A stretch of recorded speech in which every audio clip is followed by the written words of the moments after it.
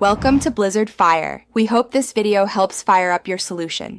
You start by removing the wheel and placing the rim on a stable work surface. This gives access and prevents marring.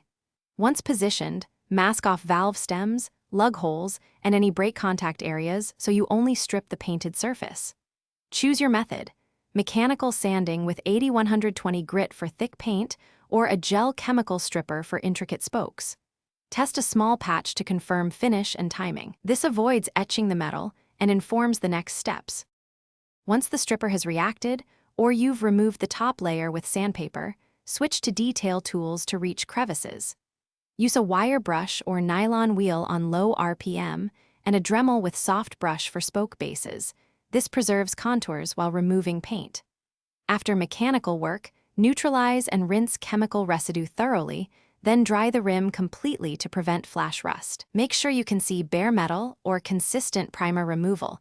Before moving to prep, you finish by smoothing the surface with 320-400 grit sandpaper to create a uniform profile for primer adhesion. Once done, wipe with isopropyl alcohol to remove oil and dust. This ensures primer bonds properly. Apply a self-etch metal primer, let it tack up, then follow with your chosen top coat. If you encounter rust or stubborn paint, don't rush, repeat targeted stripping or consider a media blast. This resolves adhesion problems and prevents paint failure down the road. Thanks for watching. If you found this helpful, don't forget to like and subscribe.